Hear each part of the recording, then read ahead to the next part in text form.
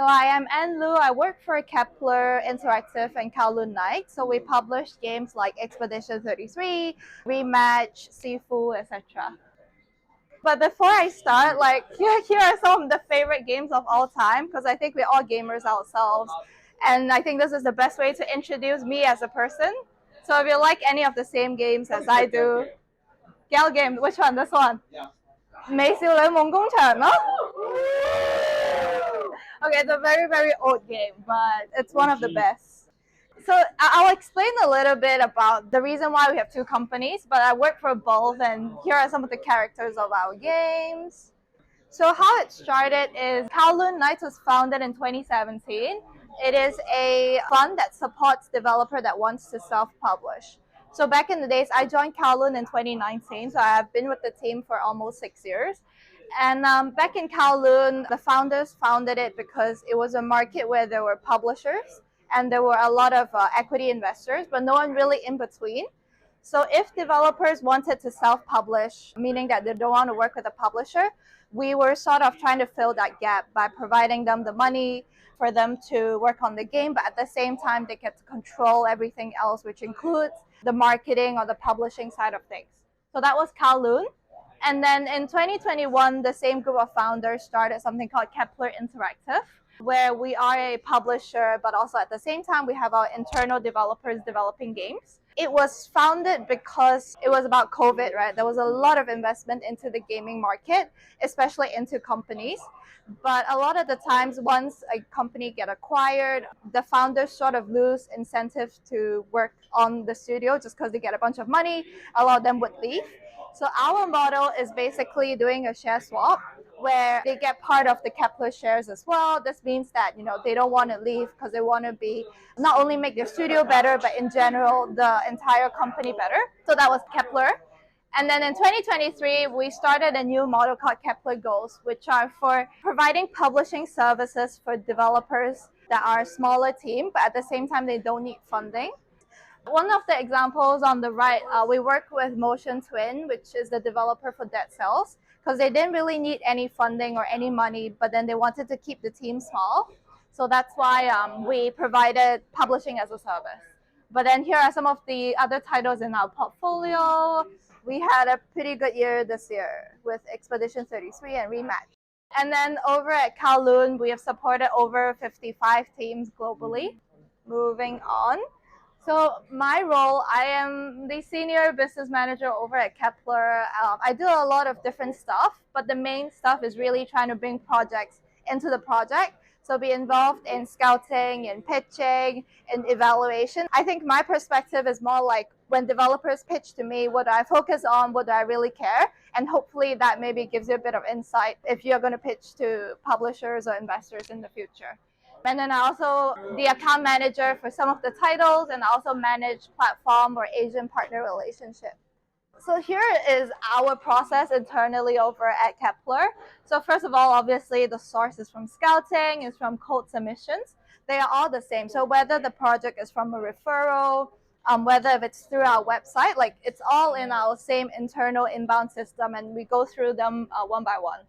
And then the next stage, which is the project evaluation, we only evaluate stuff for the prototype. I think in the past, publishers do sign at a very early stage, but I think in general nowadays, people only sign with a prototype unless you have already shipped a really, really successful game previously. But even so, we would require a prototype just because a lot of the times it's not the same game, right? So you still want to try it and play it.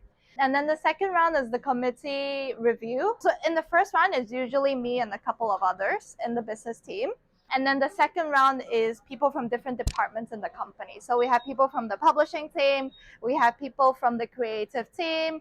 So I would say most titles get filtered out in the first stage already. Maybe we see about 20 to 30 projects a week, and only 2 to 3 of them get to the second stage. And then next on, we have negotiation, and then if everything works out, we would sign the project. So for scouting, what we do is obviously we do digital scouting, and then we also attend events. Digital scouting, usually we focus a bit more on stuff that have been catching traction on Steam, especially the top wishlisted titles. We go through that quite often. And then we also look at Steam Next Fest, but Steam Next Fest was a bit more efficient previously from our perspective, because I think nowadays people use it as a marketing thing, right? You release on Steam Next Fest, let's say 3 months before launch. So for us, we don't sign stuff that are 3 months away, right? We sign stuff that are 2 years away from completion. So Next Fest is not that useful. But I think from a developer's perspective, a lot of people ask me if they should participate because they might be looking for a publisher, right? So if they were hoping that if they launch on Steam Next Fest, it gets a bunch of traction, then they can go to the publisher and prove that, hey, we are a popular game.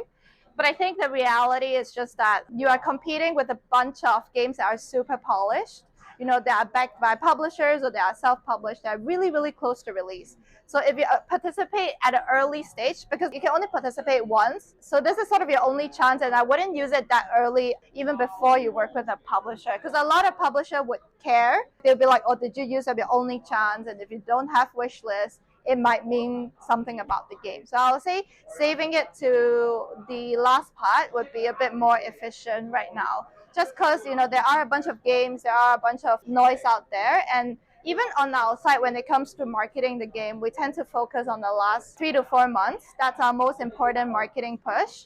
And we don't tend to do stuff like a year before release, just because people tend to forget about your game if you market that early. And Steam Next Fest is a very powerful marketing tool.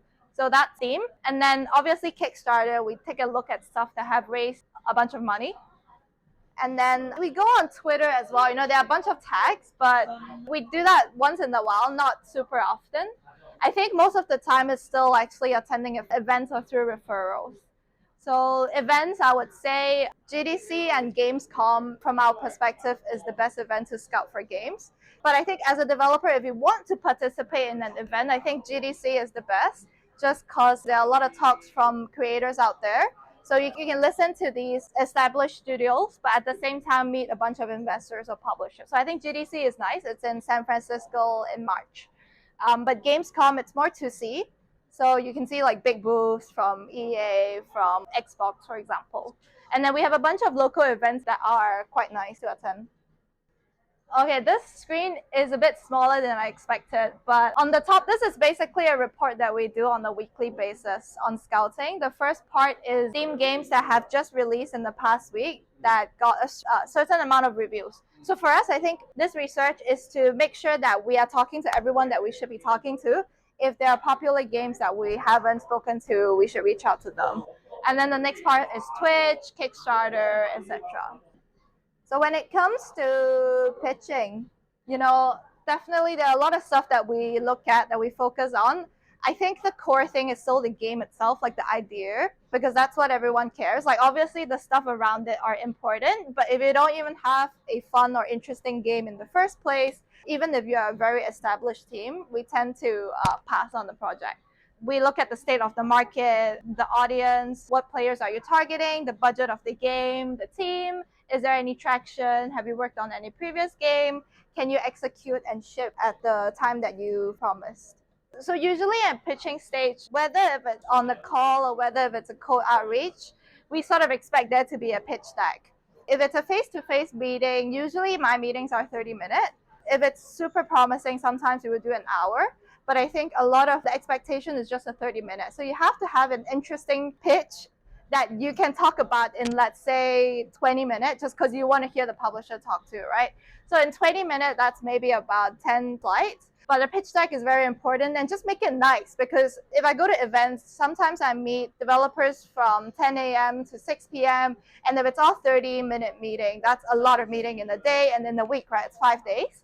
So if you don't even have a nice pitch deck, a lot of the times, like, I wouldn't forget you, but it's not a very, memorable pitch deck. When you submit the materials to publishers, obviously people expect a playable. I would say usually 20 to 30-minute demo is a good enough length for us to try out the game. Usually a vertical slice is nice, but we will know what the game is about through that 20 to 30-minute experience.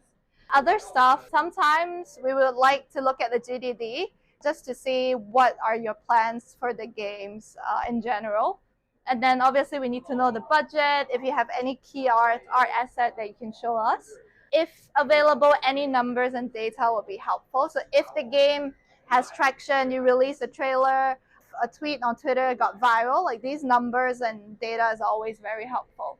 If you have a previous game, there's nothing to hide. Obviously, we will search you up, right? So you might as well just tell us or let us know what games you have shipped previously. Because I think in general, shipping a game is not easy, right? So that's one thing. You prove to publishers that you can make a game, even if it's maybe not so successful. Obviously, if it's successful, you should make a slide about it.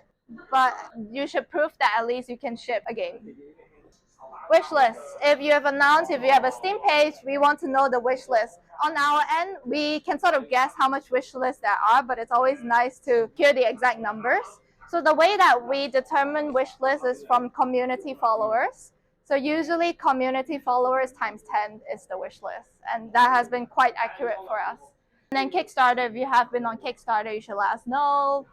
In terms of the pitch deck, there are actually a lot of resources online if you search for like example pitch decks and stuff. I don't have it in here, but if you're ever making a pitch deck, you should take a look at the resources online. But we want to know the team. So who is in the team? What have you guys worked on previously as a team or individually? The game itself, what is the game? Why are you making the game? Obviously, in the 20-minute pitch, you should focus mostly on the game itself because that's what all of us care. And then sometimes you can put a comparative analysis, so like benchmarking, because we want to see what you think your game is. If today you're creating an open world game and you benchmark to GTA, that's very unhelpful. But if you are benchmarking to other titles, we can sort of see, okay, what do you expect your game to be in 2 years' time. Timeline, so from now to, let's say, ship, what are the important milestones? When are you going to hit alpha, beta? When do you think you can ship, whether it's early access or 1.0? Budget, usually you should split the budget into different categories, like salaries, rent, or whatsoever. Like you have a distribution of the budget. That would be helpful. Traction, so that's, like I say, if you've already announced, we would like to know a bit of the traction. I think here, some red flags when it comes to pitching, talking about the game, don't be too vague. Really try to tell us what the game is about, whether it's through a video, whether it's through a GIF. I think a lot of the times developers send me a pitch deck with a bunch of key art, which is great. Like the key art looks good, but I don't actually know how your game looks like. And that's a red flag to me. Is it because it's too early? Is it because you don't have confidence in your game right now? So do make sure you show more about the game, what the gameplay is, and don't be too abstract about it. I want to know the mechanics in the game, right? What do you think is unique in the game? If it's this action button that you think is very unique or whatsoever, you should be descriptive about the unique mechanics. Comparative analysis, like I say, try to find benchmark that's similar to your titles. And then you should list out, for example, 3, which is one that's roughly what you think it is, one that is maybe like what you can achieve with a better budget, and then one that is like maybe slightly below the performance that you expect. So publishers can get a sense of what you think your game is. Timeline, usually try to give yourself a bit of a buffer, because obviously I think a lot of people tend to say 30% buffer, just because if you guys are a first-time team, it's actually very difficult to make games, right? So on our side, like on the publisher side, we would also assume a margin. But on your end, you should definitely leave a bit more time and margin when it comes to the timeline. And the budget as well. I think budget red flag would be too low or too high. If it's too low, either you're not paying yourself well enough and you're trying to just like squeeze in time to make a game which is not that great, or that it's too high, right? Obviously, if today you're coming to me with a puzzle game and you're asking me for $5 million, that is going to be very, very hard. So certain genres, we have certain expectations on the budget. Like I say, if you're making an open world game and then you tell me it's only $100,000, like I would be afraid what you have in the game itself. So I think when it comes to deciding budgets, like you should always look for similar titles like your game, how well they have done. So if a bunch of games similar to your game didn't sell well at all, I'm not saying that it's impossible for you to sell a lot better than everyone else, but it's just maybe the market, the genre that's tough. So try to like set your expectations sort of according to similar titles that you have in mind. So yeah, try answering these questions. Practice your pitch with other people as well. See if they understand your game after you've pitched to them. Try answering these questions like, why does this game need to get made? Are you making a game that players want? I think a lot of developers make games that they want to make, but they don't actually think about whether or not this is what players want. For example, if you're telling a story about your personal experience, it's great, but sometimes like you should consider whether or not players actually care a lot about this story as well. Like, why would they care? Do they need this game or do they want this game? What is unique about your game? There are so many games out there in the market right now. Being unique is really very, very important. Why should you be the one making this game and not another team? How will this game look like in 2 years? To have that vertical slice that looks exactly like 2 years later, right? But I think it's by describing it, it's by having like key arts and stuff that would be important to sell the game to publishers. Are you able to ship it on time? So that's also an important thing. And then, okay, I don't know if this is interesting, but usually when we look at a game, when developers come to us with a Steam page of a game that's announced, like what do we look at, right? So for example, Expedition 33, we look at the community followers. We want to check how much wish list you have. Well, obviously we'll look at the pictures and the videos as well. We would also check out the Twitter followers, negotiation. So after you've pitched to publishers, usually it takes us about 2 to 3 weeks time. I think that's the same with a lot of publishers, or maybe they might even take more time. So do expect from the stage that you pitch to when you hear back, usually it might take a month and a half. So do consider, like, if you're running out of money, let's say in 6 months time, like you should think about when you start pitching, and don't pitch right before you have no money, because I think a lot of developers tend to do that. They want to wait until they have a perfect build, but they forget how long it takes to negotiate. They forget how long it takes for publishers to review the project. So a month is important. And then the contract. So again, like, Raw Fury actually posted a bunch of information online that is super helpful, and you should take a look. Like, they posted their contracts, they posted a bunch of stuff. So this is a lot of stuff from our contract, but also from their contract. So I think in general, these are the stuff that publishers have on their contract. The first thing obviously is the advance, which is how much money the investor is giving you to make the game. So from now to finish, how much money do you need in general? So you should focus on the amount. You should focus on the currency that you're asking for. These advances are usually paid in milestones as well. So we would be like, okay, if you send us a alpha build in April, we will pay you 1/3 of the money. Different publishers have different ways to do this, but usually it is quite vague. So do be careful, because publishers can reject. So if you don't send over something nice, some publishers might reject that and you will have no money. So sometimes developers might prefer to keep it very specific, like with the checklist and stuff. So for example, in the beta build, I will have 25 characters. I will have 5 different levels. So if that's the way that you prefer, it's also nice, just because if you hit everything on the checklist, you're supposed to get your money. But not every publisher does that. Which is a give and take, just because like if there is a checklist, a lot of developers will follow it and they sort of lose that ability to think out of the box.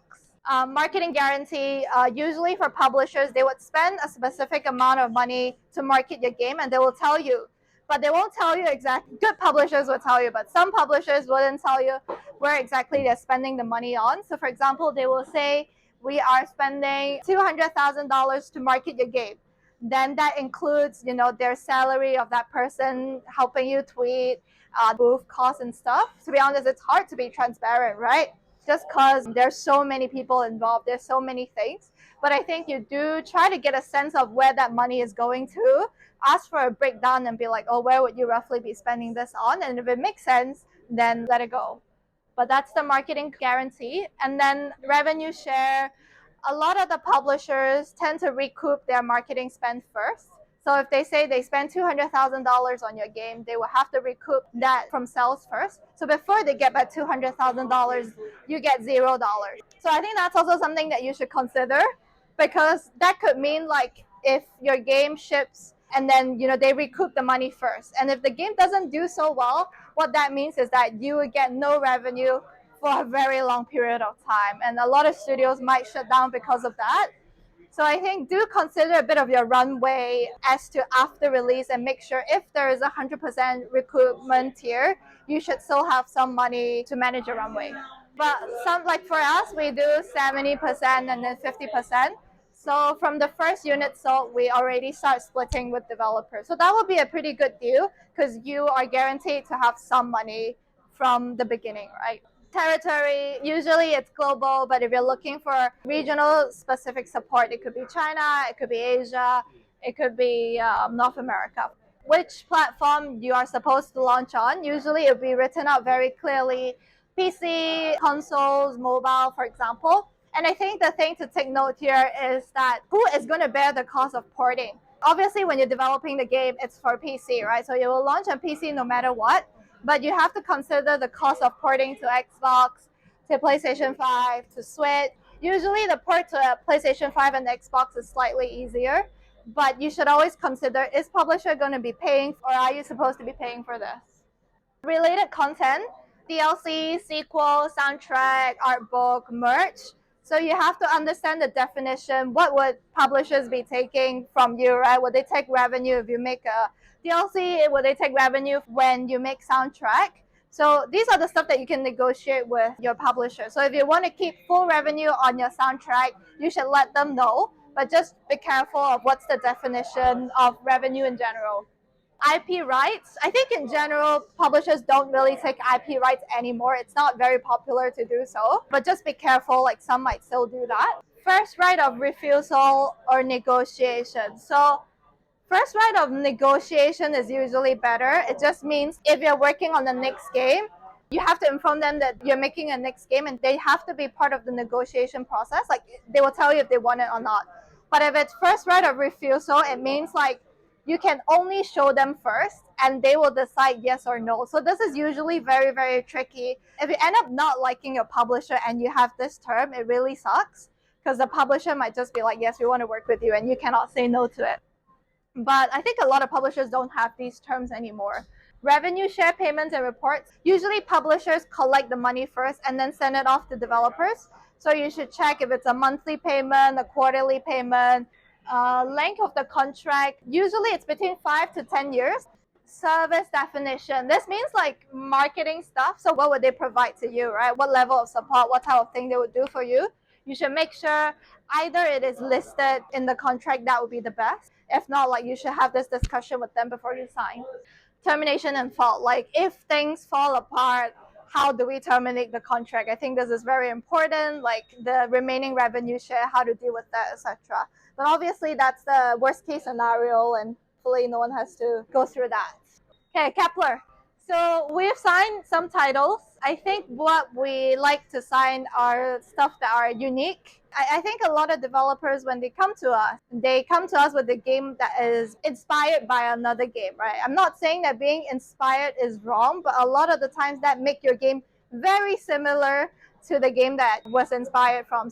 And I think a lot of our titles draw inspiration from stuff that are outside of games. Like, for example, Chia was a game, it's like a game where you can turn into different items. It is set in a very beautiful island, which is where the founder was from. It's in New Caledonia. So it shares the culture, it shares about the people living there. So that's the first thing. And then for Pacific Drive, it was influenced by Jeff Vandermeer's Southern Reach trilogy and also his own experience driving through the woods and his own experience being connected with his car. So a lot of the times, like these are stuff inspired by not just games itself, but from other medias out there. And I think it works very well, right? Because now it's all about transmedia. So if there is something that are popular in other forms of media, it tends to resonate with gamers as well. For the other titles, so actually the three that I listed here are all titles that we felt the first time, but we signed it the second time. So when Expedition 33 came to us, he was speaking with my boss, and it was just a normal JRPG game that looked slightly better. So the thing is, my boss had to call and he was like, this looks like any other JRPGs out there. And the fact that, it's sort of a dying genre, right? Even Square Enix is not really making Final Fantasy like they used to be. It's more action focused. So in general, I think there isn't that many titles in this genre that are performing well. So if you're doing the same thing, I don't think it would resonate with players. So regarding the first thing, he said like, you guys are French and you should be proud of your culture. You should be proud that you're French. So you should share that through games. And that's why the Expedition 33 game right now, you can tell that it's made by a French person, right? It has a lot of that culture influence. And then the second thing is about the turn-based mechanics. It used to just be a normal turn-based game. And then my boss was like, these are very outdated. Nowadays, people expect that fast and efficient, like action type of gameplay.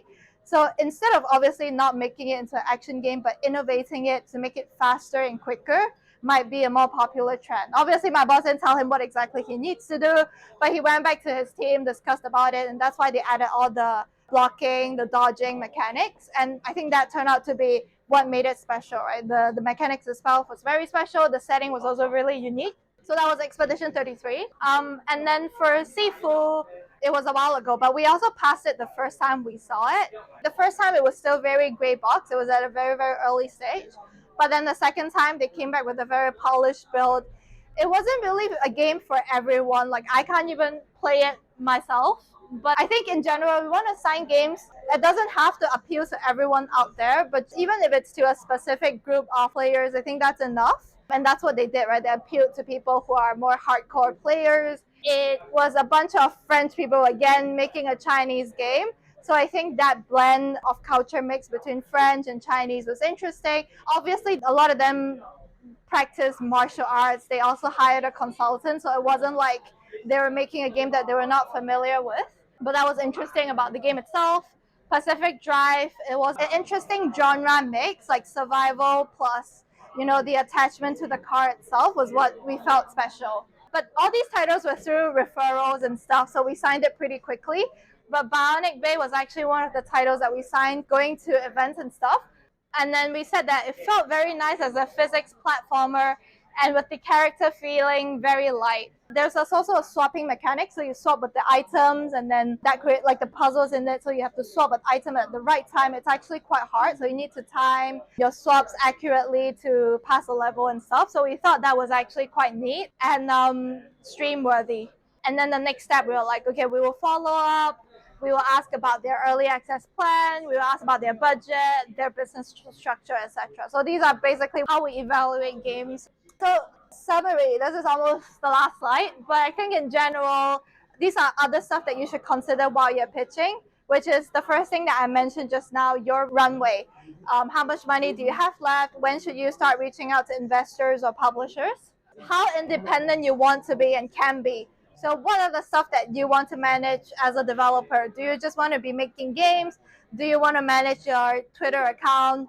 Do you want to manage other stuff, for example? Usually, obviously, publishers want to handle that for you because they think they might have more experience in doing so. But we have developers who manages socials very well. So we're more than happy to let them handle it. So I think these are the stuff that you should think about before you pitch that you want to focus on, just because marketing a game and making a game is two completely different skills. So it's completely all right if you don't want to do any of that. How much funding do you need? Do you self-fund part of the project? You should consider, just because I think it's a fair situation, if you funded a lot of money into the project and you're only looking for finishing funds, then I think it's all right for you to have expectation on terms and stuff. What are roles that you want to fill? Like usually when a developer reaches out to us, they might still be building the team. So like you should know what people or what roles you want to be hiring or filling up. What are you looking for? That's also very important. Obviously, most of the time you're looking for funding. And then sometimes developers might be open to equity investments as well. That's two different conversations, usually for two different types of investors. But it's nice to consider at this stage of the project, do you want money into your project or do you want money into your studio? IP rights, SQL rights, these are the stuff that I mentioned. Region-specific support. Some developers might prefer to handle China, Hong Kong, Macau themselves. And in that case, you can negotiate with the publisher and be like, I only want a publisher for Europe and America. Pitch around, shop around. We always encourage developers to talk to many people. And I think that's obviously a way for you to practice your pitch, but also at the same time get feedback from publishers. So usually when developers submit a project to us, we try our best to provide feedback just because now we have a bunch of titles and it's harder. I mean, if you always come back and ask us for some feedback, we would be willing to share them. So you can use it to get feedback as well if that's what you want from a publishing perspective. Yeah, you can do that through code outreach, website submission, events and networking. For us, we treat all the titles equally. I can't say for other publishers, but for us, like whether if it's from our website, whether if it's from talking to me, it's the same, right? We care about the game the most, so it doesn't matter. I think some developers really want to schedule a meeting to talk to you, but they don't understand it's actually all right to submit via our form as well. Like obviously it's nice to build that connection, but even if we don't have that call, it doesn't mean that we won't sign the project. Ask as much as you can. So ask from publishers like, what are their terms? How do they work? And I think you can even ask if this conversation with the publisher has already been quite set in stone. Like if they are like, oh, we're going to send you a term sheet or anything, you should still try checking with developers that have worked with them in the past. Well, obviously, a lot of people are under NDAs and stuff that they cannot say what exactly the relationship is, but you can still get a sense of, okay, is this a good publisher from people that have worked with them? Keep refining. Getting feedback is good. Sometimes developers can get very defensive about the feedback, and that's why publishers might not be willing to share very detailed feedback. But I think, in general, it's okay. Like I say, we evaluate 3,000 projects in 2 to 3 years, but we only signed 20. So we do turn down a bunch of projects, and unfortunately, it's very normal. So I think take it with a pinch of salt and see what makes sense or not. And the fact is, like I say, a lot of the projects that we signed it the second time we reviewed it. So maybe like getting feedback, refining your game would help. Okay, then there are just some quotes that just means you should make a unique game. But I really like the one on the top left. It says, make sure that your starting point, the first idea you have, isn't how much you love Star Wars. No matter how awesome Star Wars is, we don't need another one. And I think that is very common that we see from developers when they pitch. So at least for us, we want to be able to sign games that are not following trends. What else are great quotes here? These are all quotes from people. Yeah, so my colleague said he sees a lot of pitches each year, and he gets the impression that a lot of pitches go the other way around, which is starting from a genre and working towards the theme. So that means, like I say, if you're making a 4-player co-op horror, if that's your starting point, a lot of the times you end up in the same place as all the other titles that are doing that. But anyways, here are some resources. I think Rami's post is quite helpful. He talks a lot about like pitching, what you should be careful of, so you can take a read at his article. But Raw Fury has been very kind to basically share all the legal documents and everything. They also have an example pitch deck, so do take a look at it. I wouldn't say Raw Fury's templates are the best, but then it's just helpful to take a look and sort of set expectations on it. Then there's also pitch deck that Glitch has compiled. So these are actually pitch deck that a publisher has signed. So you can sort of follow their format on what you need and what you should put inside. But I think in general, just talk about the game, talk about why the game is unique, why the game is fun. Because I can assure you that everyone on our team are gamers, and I think it's the same with publishers as well. So we just want to find fun games to sign. Thank you. And